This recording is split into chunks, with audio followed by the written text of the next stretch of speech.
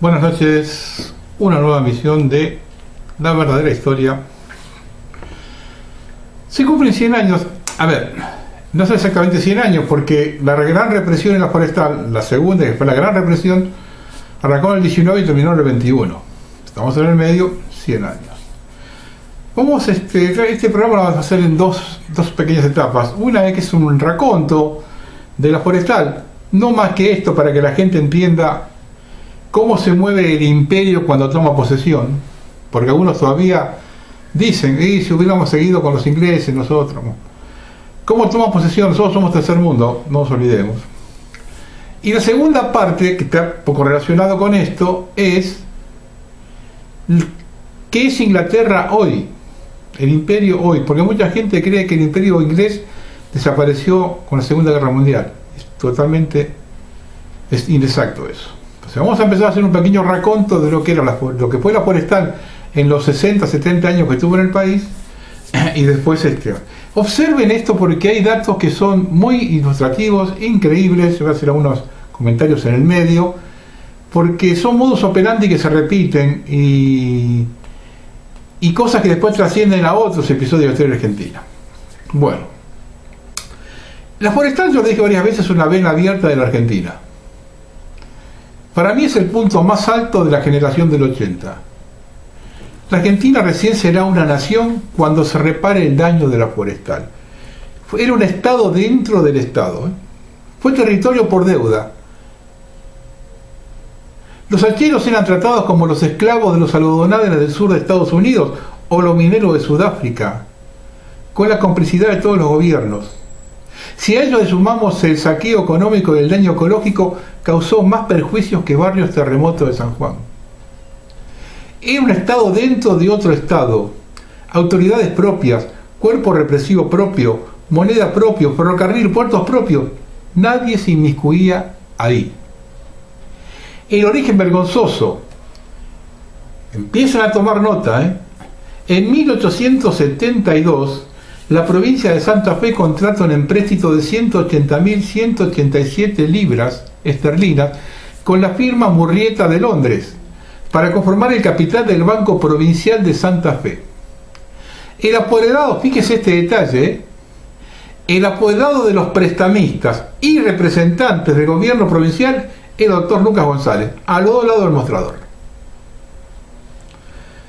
En 1881 se debían 110.873 libras y 3 chelines, y a sugerencia del inefable Lucas González se decide saldar deudas con tierras fiscales. Y otro dato para tener en cuenta, para muchos se les cae un prócer acá, ¿no? La escritura debía ser firmada por Juan Bautista Alberdi a nombre del gobierno, pero por razones de salud lo reemplazó en inglés, Federico Woodgate. Junto a Lucas González firmaron la entrega de 1.804.563 hectáreas del Chaco santafesino. El gobierno cobró 1.002.594 pesos, pero devolvió en juicios reivindicatorios 3.202.190. En el balance de 1916, fíjese este detalle también. La forestal pagó a la provincia 300.000 pesos en impuestos y 9 millones a la corona británica.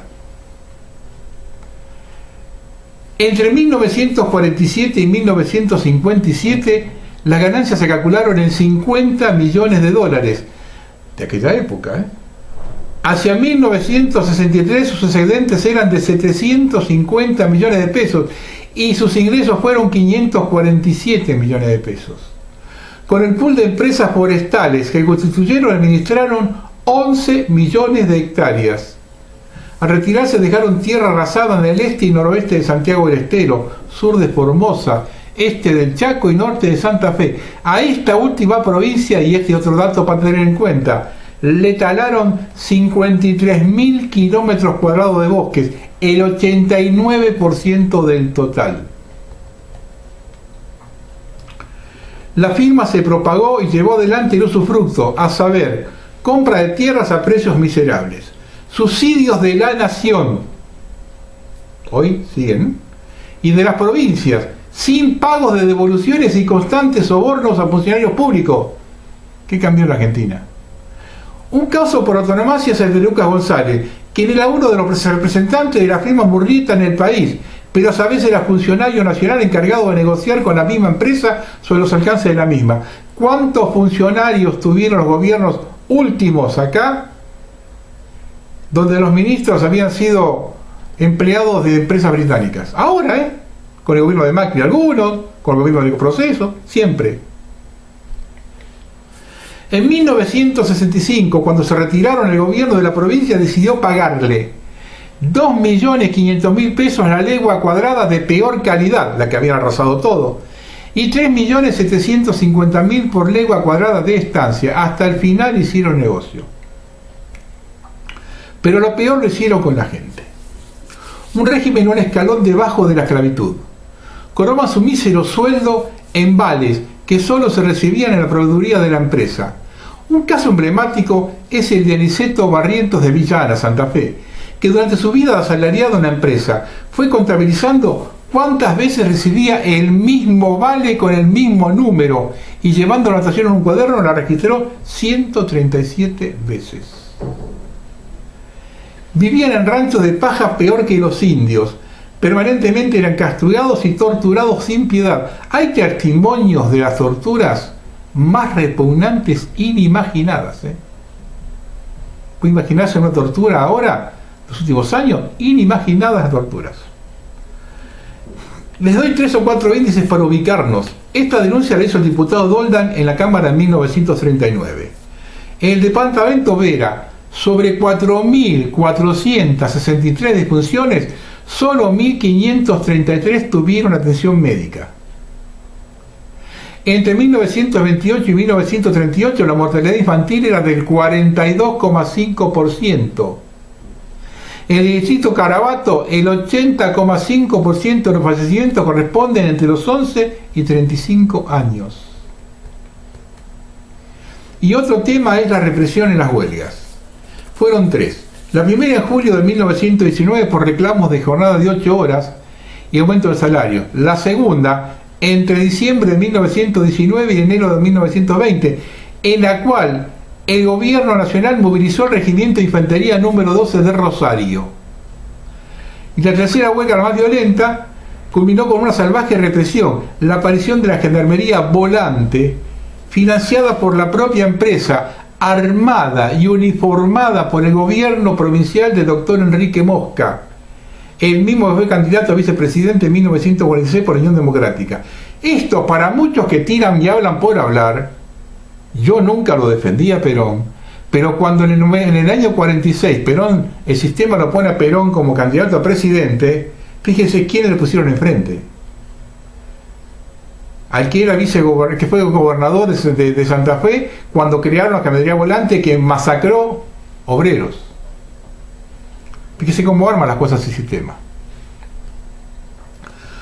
Junto a otros grupos parapoliciales dejaron centenares de muertos, a lo que los apilaban uno sobre otro y le clavaban el cuchillo en la nuca por si estaban vivos. Por otro lado, le prendían fuego a los ranchos. Cuando se retiraron del país, los sobrevivientes que regresaron a su lugar de origen, después de trabajar 30 años, volvían peor que como habían llegado. Desde 1904 a 1965 nadie les puso freno. Pasaron por gobiernos de todos los signos políticos y por ello lo ocultaron. Fue el ocultamiento más grande de la historia argentina.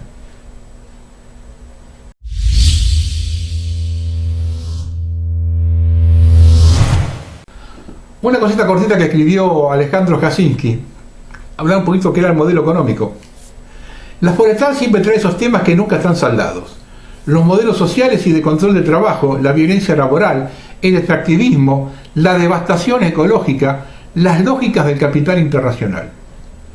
Es el capital global que controla primero el territorio, empiecen a tomar nota, por la que se viene en Argentina, ese capital global que controla primero el territorio porque hay un recurso que descubre. En aquel tiempo era el tanino, ahora es el litio, por ejemplo. Lo explota, hace beneficio con eso. Y va viendo cómo lo hace en función de los recursos. de las lógicas internacionales de ese mismo capital y de las rentabilidades, pero también de los conflictos locales y de la resistencia que se presentan desde el trabajo y los estados. En 1921 ellos deciden que van a deslocalizar y desarrollar fuerte la inversión en África, y lo hacen con las ganancias que acumularon durante 20 años acá. El modelo económico de la forestal arrasó con los quebrachos colorados, tardaban 100 años en crecer, y también con las poblaciones humanas, que quedaron totalmente precarizadas con el cierre de las fábricas.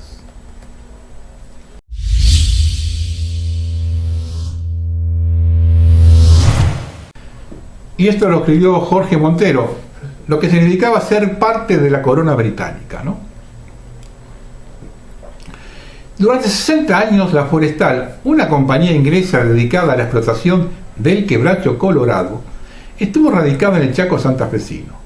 Cuando liquidó sus propiedades para instalarse en Sudáfrica, dejó como testimonio un páramo de 1 millón de hectáreas, decenas de pueblos fantasmas y el horror de la memoria de los sobrevivientes. Quien recorre a hoy Villa Guillermina, pues que se tope con algún descendiente de aquellos redivivos, narrador de cómo nada allí era ajeno a la compañía, ni siquiera el aire que respirábamos nos pertenecía. Llegó a emplear 20.000 hombres a los que obligaba a trabajar jornadas de 12 horas y que se morían pronto, tuberculosis, picados por alimañas, volteados por los gendarmes. Los que mandaban hablaban inglés, y aunque más tarde también alemán, y la bandera izada en el hogar no era reconocida por ningún obrajero.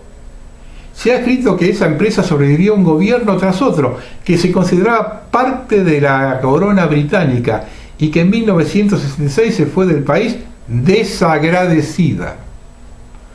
Parece que no le alcanzaron los quebrachos que había para satisfacerle y se trasladó a Sudáfrica para explotar plantaciones de mimosa, una fuente más rentable de tanino. Acá no dejó nada, ni un tramo de relieve de los más de 400 kilómetros de vía férrea extendidas por sus tierras, ni los tanques de agua potable que abastecían las poblaciones ubicadas a lo largo de esas líneas ferroviarias. Los recuerdos más visibles son el desierto, los poblados fantasmas y unos cientos de cruces anónimas en los cementerios. Dice el historiador Gastón Gori que esta fue la entrega más grandiosa de quebrachales colorados que se realizará en el mundo. ¿Cómo no iba a hacerlo si los únicos lugares donde existía ese árbol eran el Chaco, argentino y paraguayo? Los trabajadores que construían la riqueza de la forestal eran jóvenes de 20 a 30 años, en su mayoría. Una década de trabajo los arruinaba. Sus viviendas llamadas benditos eran enramadas o chozas. Cuando un trabajador no era del agrado del jefe de fábrica, él mismo, después de despedirlo, ordenaba el desalojo de la vivienda y luego se presentaba a hacerlo efectivo gente a sus órdenes, generalmente capataces actuando como oficiales de justicia acompañados de la policía. Si el obrero no se manchaba en el acto con su familia y sus pobres útiles, eran sacados violentamente del domicilio y cargados su ajuar en un carro sobre el cual se llevaba al desalojado, su mujer e hijos, hasta fuera del terreno de la compañía, donde eran abandonados junto a sus muebles en el medio del campo. Esto lo escribió Luis Lotito, un militante anarquista que visitó frecuentemente la zona en los días más grandes de las grandes huelgas entre 1918 y 1921. Hacia 1919, las fábricas de Villa Guillermina, Villa Ángela, Villa Ana, Tartagal, Santa Felicia y La Gallareta producían 5.500 bolsas de tanino por día, las que se vendían a razón de 40 pesos cada una. Lo más de 10.000 trabajadores ocupados en la fábrica ganaban un promedio de 3 pesos por día. La empresa pagaba 2.50 por tonelada de leña al hachero, 2.50 por tonelada, y luego la vendía a un precio 20 veces superior. Un observador de entonces estimaba que de los 30.000 pesos diarios pagados a la empresa por la empresa como salario, 3/4 partes de eso regresaban a sus arcas a través de sus proveedurías. ¿Ah? Esto fue la forestal, un estado sobre otro estado.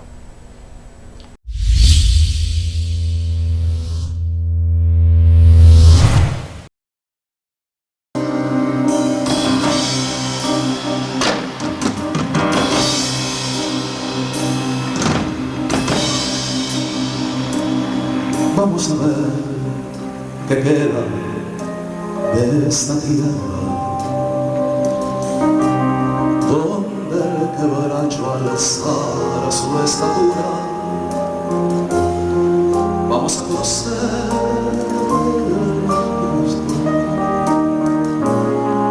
la historia oscura, la historia oscura.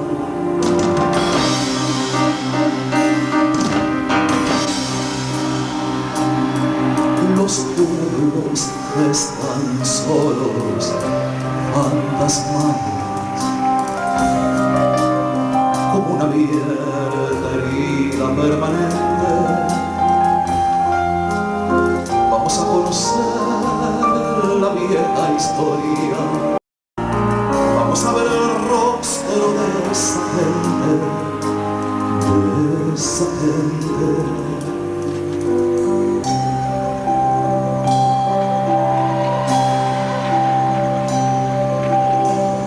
Santa Fe al norte vive todavía la vieja sangre de los quebrachales. Vamos a ver qué queda, compañeros, de la desolación de los obrajes.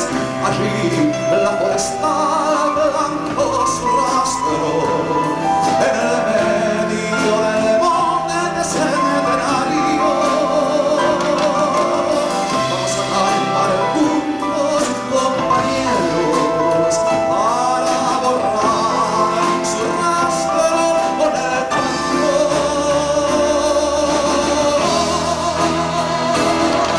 Esta antigua historia sepultada por los que se separan. Vamos a cantar juntos, compañeros, para honrar su nombre de esta tierra. Es un dolor que hiere todavía el dulce corazón de la madera. Vamos a cantar juntos, compañeros, para honrar su nombre de esta tierra. Esta muerte llamada instantánea, pueblos que se mueren de la pena. Vamos a cantar juntos, compañeros, y así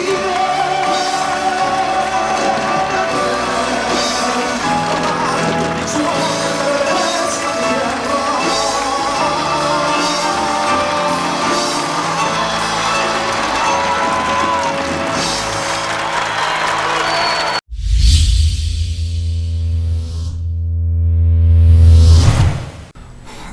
Ahora esto lo escribe Matthew Enright.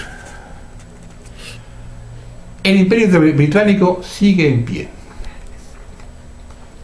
Solía creer, como muchos lo hacen, en una historia llamada el Imperio Americano. Durante la última década de investigación, esa creencia ha cambiado un poco. Cuanto más miraba las palancas de arriba hacia abajo de la influencia mundial que configuraban los acontecimientos pasados y presentes que alteraron la historia, la mano de la inteligencia británica seguía bofeteándome directamente en casi todos los sentidos.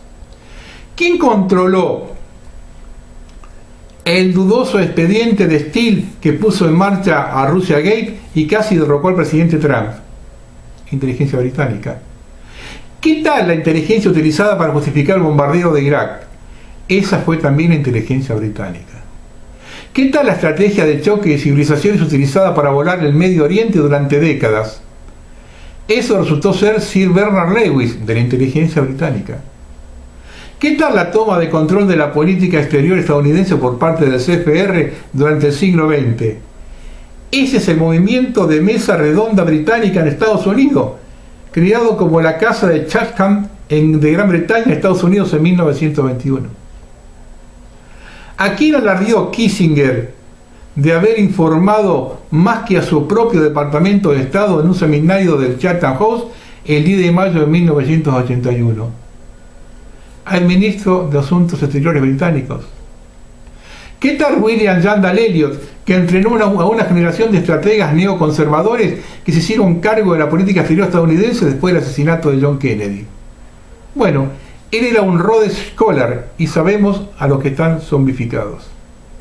¿Qué tal el imperio financiero que dirige el tráfico mundial de drogas? Bueno, HBC es la agencia líder probada en ese juego, y las Islas Caimán Británicas es el conocido Centro Mundial de Lavado de Dinero de Drogas de Alta Mar. ¿Quién marcó el comienzo de la Guerra Fría? Churchill. ¿A dónde fueron los nuevos oligarcas ricos después de que Putin los echó de Rusia? De vuelta a sus manejadores en Londres. ¿Qué pasa con la creación de bancos demasiado grandes para quebrar que se apoderaron del mundo en las últimas décadas?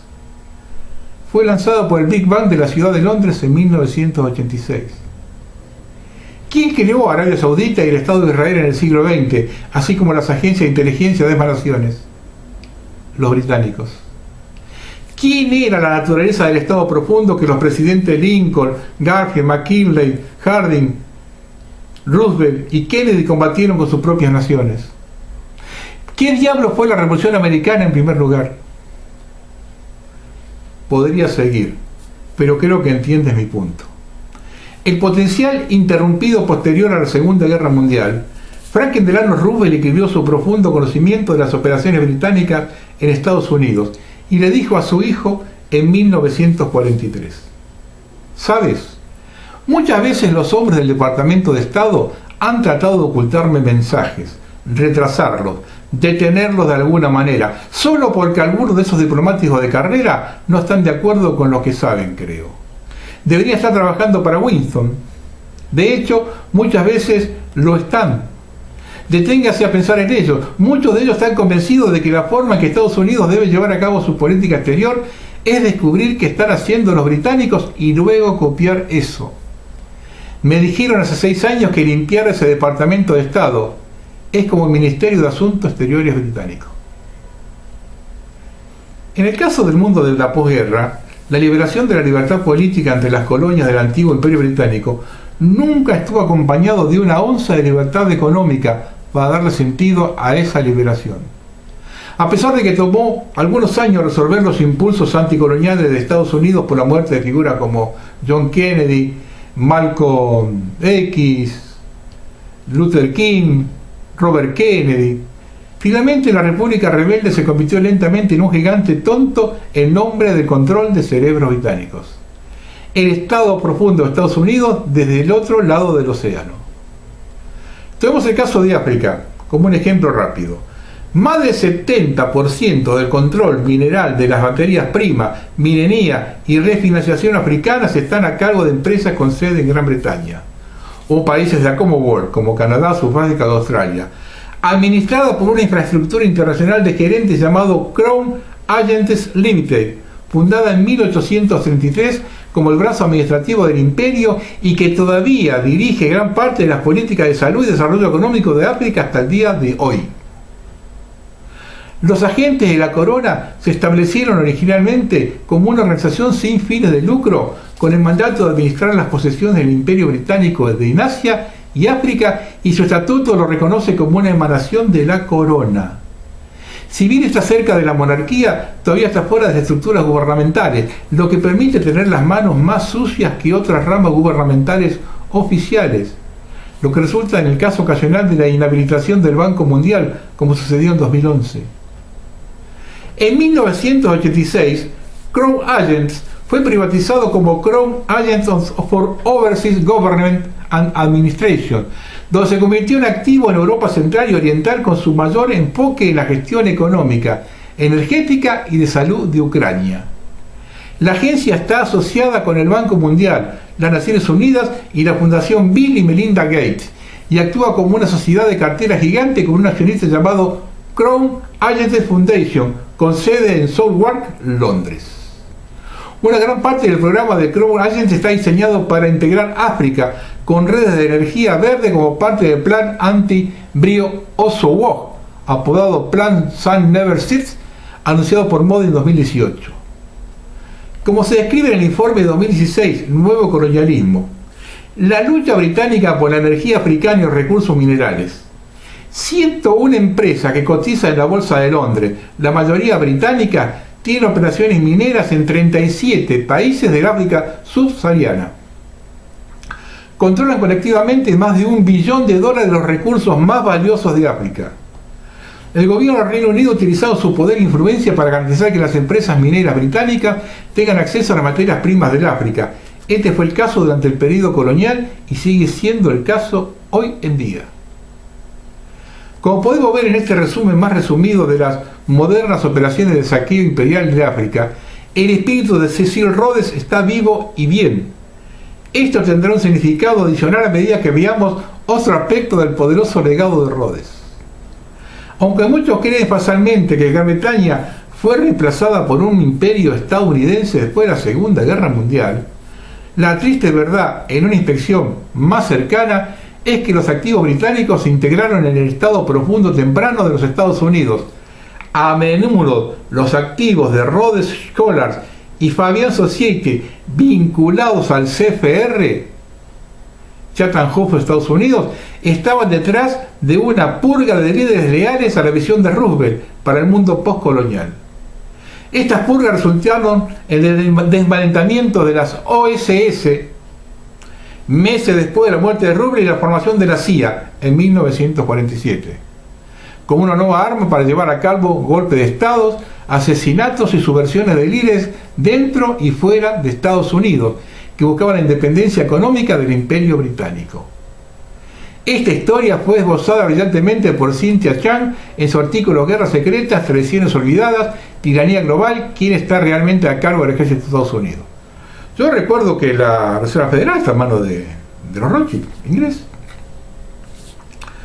Los 5 ojos surgieron de estas operaciones imperiales británicas que esencialmente siguieron el mandato establecido por Cecil Rhodes en su séptima voluntad, llamando a un nuevo imperio británico global y la recuperación de la colonia perdida. En su testamento, Rhodes pregunta: ¿por qué no deberíamos formar una sociedad secreta con un solo objeto? El fomento del imperio británico y la incorporación de todo el mundo incivilizado bajo el dominio británico, para la recuperación de los Estados Unidos y para hacer que la raza anglosajona sea una sola, imperio. Más adelante en su testamento, Rhodes declaró: formemos el mismo tipo de sociedad, una iglesia para la extensión del imperio británico. Una sociedad que debería tener sus miembros en cada parte del Imperio Británico trabajando con un solo objeto y una idea. Deberíamos tener a sus miembros ubicados en nuestras universidades y escuelas y deberíamos ver a los jóvenes ingleses pasar por sus manos. Tal vez uno de cada 1000 tener la mente y los sentimientos para tal objeto. Debe ser probado en todos los sentidos. Debe ser evaluado si es perseverante, posee elocuencia, no tiene en cuenta los pequeños detalles de la vida y si se descubre que es así, entonces elegido y obligado por juramento servir por el resto de su vida en su país. Entonces debería ser apoyado sin medios por la sociedad y enviado a parte del imperio donde se sentía que era necesario. Entre los 4 miembros sajones de los 5 ojos que tiene a la reina como la jefa de Estado oficial, Gran Bretaña, Canadá, Australia y Nueva Zelanda, todos presentan formas irracionales de gobierno estructuradas completamente en torno a los principios del Estado profundo, organizados en 2 formas opuestas de organización social, democrática y oligárquica, con el verdadero asiento del poder oligárquico. Debido a que esta peculiar forma de gobierno autocontradictoria se entiende tan poco hoy en día, y debido a que su estructura ha hecho que el imperio extendido a nivel mundial sea tan exitoso, algunas palabras deberían dedicarse a él ahora. En el caso de los sistemas parlamentarios modelados por Westminster, los senadores representan la Cámara de los Lores, mientras que la Cámara de los Comunes, para los plebeyos, representan las partes elegidas del gobierno. Se supone que un primer ministro seleccionado por el partido gobernante es el líder de la nación. Pero a diferencia de las formas republicanas de gobierno, en lugar del dólar que se detiene allí, al menos legalmente hablando, es precisamente allí donde la verdadera esfera de poder solo comienza a sentirse. Aquí los sistemas parlamentarios cuasi democráticos proyectados para el consumo público, se encuentran encerrados en un mundo mucho más sombrío y bizantino de gobernadores generales que actúan como jefes de Estado, que otorgan asentimientos reales a todos los actos y ejercen los poderes prerrogativos infinitos de la reina. En el sistema imperial británico, el poder hereditario es visto como la fuente de toda autoridad para todos los aspectos del gobierno, el ejército y la economía, mientras que en la forma republicana de gobierno, esa autoridad se considera derivada del consentimiento de los gobernados. Cuando los derechos son otorgados por el soberano dentro de los gobiernos hereditarios, las formas republicanas de gobierno reconocen correctamente que los derechos son fundamentalmente inalienables para la humanidad. Al ser esencialmente la causa legal de toda autoridad entre todas las ramas de los corredores del poder oficiales y no oficiales británicos, se produce un ataque absurdo, obvio, en el que el imperio preferiría que la plebe no piense demasiado en serio. La reina y sus herederos no pueden estar bajo ellos mismos. Esto significa que la reina, sus herederos y cualquiera quien delegue la autoridad para tener literalmente licencias para matar. La reina no puede ser llevada a los tribunales y no necesita un pasaporte o una licencia de conducir, ya que esos artículos son emitidos solo por la autoridad de su corona. Dentro de la lógica de los sistemas legales británicos, no puede ser considerada legalmente responsable de nada de lo que la corona ha hecho a nadie ni a ninguna nación del mundo. No puede ser considerada legalmente responsable de nada de lo que le ha hecho a la corona a nadie ni a ninguna nación del mundo. Aunque se hace un gran esfuerzo para representar los poderes prerrogativos de la corona como meramente simbólicos, cubren casi todas las ramas del gobierno y se han utilizado ocasionalmente, aunque las esferas de influencia británicas donde más se aplican generalmente son tan autorreguladoras que requieren muy poca información de tal influencia externa para mantenerlos en línea. Estos poderes se revelaron por primera vez públicamente en 2003 y en un artículo titulado Misterio levantado sobre los poderes prerrogativos, el Guardian de Londres señaló que estos poderes incluyen, entre otros, asuntos domésticos, el nombramiento e institución de ministros, la convocatoria, la prórroga y la disolución del Parlamento, el consentimiento real de los proyectos de ley, el nombramiento y la regulación del servicio civil, la comisión de oficiales en las Fuerzas Armadas, la disposición de las Fuerzas Armadas del Reino Unido y otras naciones del Commonwealth, nombramiento del Consejo de la Reina, emisión y retiro de pasaportes, prerrogativa de misericordia. Solía aplicarse en caso de pena capital, todavía se usa, por ejemplo, para remediar errores en el cálculo de sentencias. Otorga honores, creación de corporaciones por carta, asuntos exteriores, elaboración de tratados, declaración de guerra, despliegue de fuerzas armadas en el extranjero, reconocimiento de estados extranjeros, acreditación y recepción de diplomáticos. ¿Tal pedo la reina? Cuando se presentó al Parlamento un proyecto de ley en 2009 que proponía que estos poderes fueran limitados, una revisión del Ministerio de Justicia dirigida por el Consejo Privado concluyó que tales limitaciones debilitarían peligrosamente la capacidad del Estado para responder a una crisis y el proyecto de ley fue rápidamente eliminado. Actuando en los niveles provinciales, encontramos a los tenientes gobernadores que en Canadá son miembros de los caballeros masónicos de San Juan de Jerusalén, patrocinados por la propia reina. Todas estas figuras que operan con estas autoridades dentro de este extraño mundo bizantino son parte de las figuras juramentadas en el Consejo Privado de la Reina o están sujetas a ellas, poniendo sobre lealtad bajo la autoridad total de la reina y sus herederos, en lugar de las personas o naciones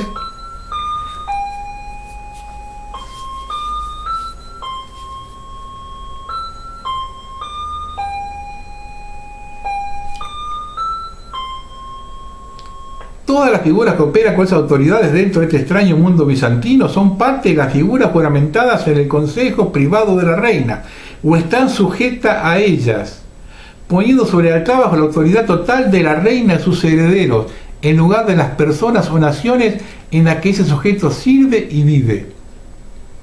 Si esto es difícil de creer, tómese el tiempo para escuchar el juramento del primer ministro canadiense Justin Trudeau al ingresar al Consejo Privado para obtener una muestra visceral de esta política medieval en acción. Cada miembro del gabinete, primer ministro y líder de la oposición debe prestar ese juramento. Si van a recibir informes de inteligencia de los servicios de inteligencia de su majestad. Tengan en cuenta que ni una sola vez surge el bienestar de las personas o de la nación en ese juramento. A pesar de estas estructuras de poder no naturales, la historia ha demostrado de que de vez en cuando los buenos líderes se han encontrado en puestos ejecutivos de alto cargo. Por raros que sean, tales anomalías ocurrieron en los casos de los primeros ministros de Canadá, Wilfrid Laurier, 1896-1911, John D. Barker, 1957-1963, los premiers de Quebec, Paul Sauvé, 1959, Daniel Johnson Sr., 1967-68, y Gough Whitcomb de Australia, 1972-75. Pero sin embargo, cuando surgen estas anomalías y tales cifras traspasan su esfera de acción aceptable en territorios de política reservados solo para la élite gobernante, con mayor frecuencia no ocurre un golpe dirigido por Rhodes Scholar, como el de Orwell en 1911, el Civac en 1933. Un momento inoportuno, huelgas de muerte, o ocurre un despido por parte del gobernador general de la Reina. Y hubo casos de esos, ejemplos ya. En todos los casos antes mencionados, las instituciones demócratas que se basan en el concepto de que todos los ciudadanos son iguales y libres a imagen de un creador, nunca son toleradas dentro de la jaula de un sistema de oligarquismo basado en la creencia de que son una persona soberana y su palabra es ley absoluta para todos los esclavos y secuaces de la línea de sangre gobernante.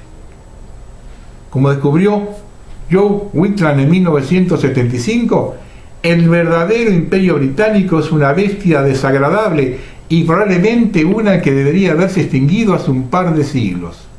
Desafortunadamente, hasta el momento, la historia ha estado contaminada por más de unas pocas interrupciones de líderes progresistas que sacrificaron su comodidad, carreras y a menudo sus vidas para resistir a este terco parásito que preferiría sacar a su anfitrión antes que admitir que el sistema de organización en el que se basa es una abominación de la ley natural y la moral. Esto es el Imperio Británico hoy. Y este Imperio Británico maneja China. Yo no tengo tiempo porque ahora con todo este tema, a mí de los 2 programas que estamos haciendo por semana me lleva mucho tiempo. Tendría que hurguetear entre mis archivos. Yo tenía un listado de hace muchos años de las empresas inglesas que están en Argentina. Si lo encuentro, voy a ver si lo paso en un programa, pues se van a caer de espaldas. La cantidad de empresas inglesas que están en este momento acá en Argentina. Hasta acá llegamos. Yo quiero que tengan esto pendiente, porque estamos en momentos en que la Argentina está en descomposición, para el cachetazo, lo digo permanentemente yo, y lo que pasó a la forestal se puede dar en cualquier momento o en cualquier otro lado. Ellos están acostumbrados a llevarse la materia prima que necesitan lo más barato posible, si es posible gratis, y hacen este tipo de cosas. ¿A ustedes creen que los chinos o los ingleses, si mañana tienen que llevarse las cosas de acá, van a darle a los argentinos 8 horas de trabajo, vacaciones, aguinaldo, licencia por maternidad porque está resfriado? Tengan presente lo de la forestal. Yo siempre digo, el imperio se maneja igual siempre, porque siempre le dio resultado.